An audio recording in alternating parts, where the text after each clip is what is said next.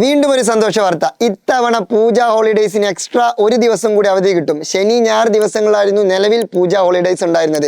അപ്പോൾ എല്ലാവർക്കും ഒരു സങ്കടമായിരുന്നു. കാരണം എന്താ, ശനി ഞായർ ഓൾറെഡി അവധിയാണ്. അപ്പോൾ അതിൻ്റെ ഇടയിൽ എന്തും കൂടി വന്നു, പൂജ ഹോളിഡേയ്സ് വന്നു. പ്രത്യേകിച്ച് എന്തെങ്കിലും ലാഭമുണ്ടോ? ഒരു ലാഭമില്ല, കാരണം അവധി വെറുതെ പോയി.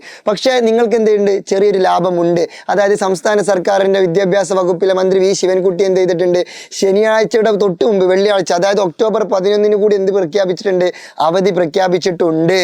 അതിന് കാരണം എന്താണെന്ന് ചോദിച്ചാൽ ഇതാണ് കാരണം. ഇത്തവണ 2 ദിവസങ്ങളിലായി സൂര്യോദയത്തിന് തൃതീയ വരുന്നതിനാൽ അഷ്ടമി സന്ധ്യക്ക് വരുന്ന 10 വൈകിട്ടാണ് പൂജ വെപ്പ്. ഈ സാഹചര്യം കണക്കിലെടുത്താണ് 11 വെള്ളിയാഴ്ച അവധി നൽകുന്നത് എന്നാണ് പറഞ്ഞത്. അതെന്താണെന്നൊന്നും എനിക്ക് മനസ്സിലായിട്ടില്ല, പക്ഷെ എന്തോ വലിയ സംഭവമാണെന്ന് മനസ്സിലായി. അപ്പോൾ എന്തായാലും നിങ്ങൾക്ക് എന്തുണ്ട്? അവധിയുണ്ട്. ഓക്കെ, അപ്പോൾ വെള്ളി അവധിയുണ്ട്, ശനി അവധിയുണ്ട്, ഞായർ അവധിയുണ്ട്. 3 ദിവസം 11, 12, 13 എൻജോയ്. ഓക്കെ, അപ്പോൾ 3 ദിവസം പുസ്തകമൊന്നും തൊടേ വേണ്ട, തൊട്ടാ പ്രശ്നമാണ്. ആരും തുടരുത്. ഓക്കെ, 3 ദിവസം എന്ത് ചെയ്യുക? എൻജോയ് ചെയ്യുക, വൈബാക്കുക.